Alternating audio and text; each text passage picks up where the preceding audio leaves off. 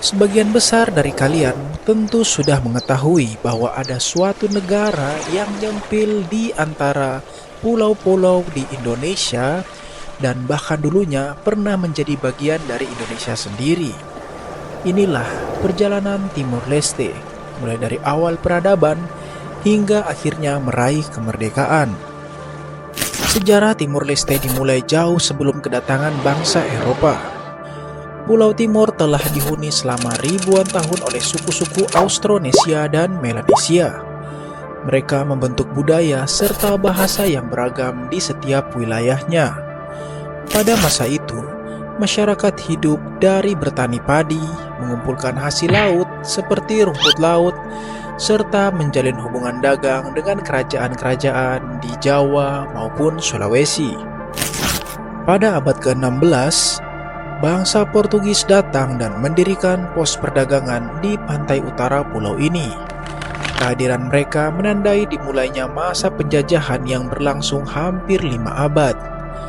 Portugis juga membawa agama Katolik dan menguasai perdagangan cengkeh, sehingga perlahan membentuk tatanan sosial dan politik di Timor Leste.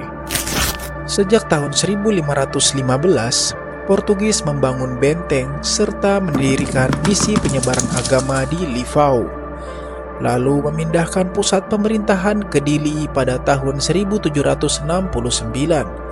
Meskipun tampak kuat, banyak suku setempat seperti Atoin, Meto, dan Bunak tetap melakukan perlawanan, umumnya melalui perang gerilya. Sistem pemerintahan kolonial Portugis memanfaatkan raja-raja setempat sebagai perantara, tetapi masyarakat tetap mempertahankan adat istiadat mereka. Pada abad ke-20, semangat nasionalisme yang berkembang di Asia mulai mempengaruhi Timor.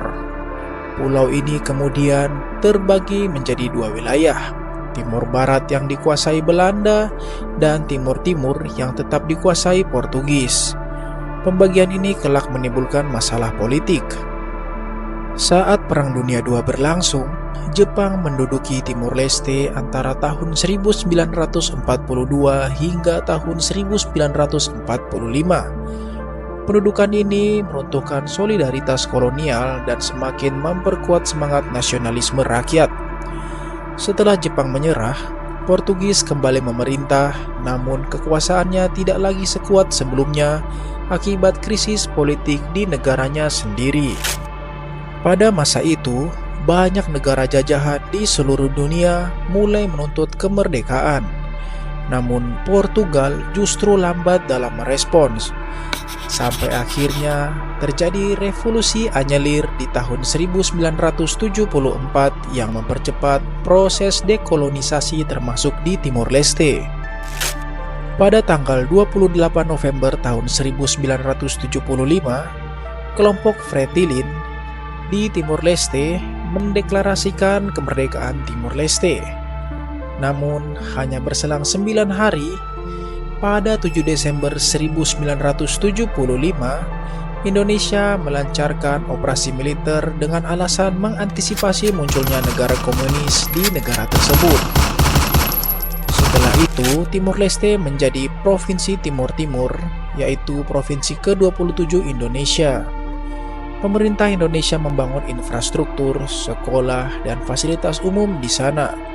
Namun, di beberapa wilayah terjadi juga berbagai pelanggaran hak asasi manusia yang meninggalkan luka mendalam bagi masyarakat setempat. Pada masa integrasi, pemerintah memperkenalkan bahasa Indonesia di sekolah-sekolah, meningkatkan akses pendidikan, serta menjalankan program transmigrasi. Sebagian masyarakat menyambut pembangunan ini, namun sebagian lainnya merasa bahwa budaya dan identitas lokal mulai bergeser. Sementara itu, gerakan perlawanan tetap hidup, dipimpin oleh pasukan gerilya Valintil yang setia pada Fretilin. Konflik berkepanjangan ini menyebabkan krisis kemanusiaan yang berat, dan banyak warga terpaksa mengungsi serta banyak nyawa yang hilang. Setelah jatuhnya pemerintahan Orde Baru pada tahun 1998, situasi politik di Indonesia berubah. Pada tahun 1999, atas dukungan PBB dan komunitas internasional, diselenggarakanlah referendum di Timur Timur. Rakyat diberi pilihan untuk tetap menjadi bagian dari Indonesia atau memilih merdeka. Hasilnya mengejutkan, sekitar 78,5% rakyat memilih untuk merdeka. Namun keputusan ini memicu kekerasan besar-besaran. PBB bersama pasukan internasional Interfaith yang dipimpin oleh Australia segera dikerahkan untuk mengendalikan situasi dan membantu proses pemulangan pengungsi. Pada Mei 2002, Timor Leste resmi menjadi negara merdeka dengan nama Republik Demokratik Timor Leste. Tanggal ini kemudian diperingati setiap tahun sebagai Hari Kemerdekaan. Indonesia dengan resmi mengakui kedaulatan Timor Leste, dan sejak saat itu hubungan antara kedua negara terus berkembang, terutama dalam bidang ekonomi, pendidikan, dan kebudayaan.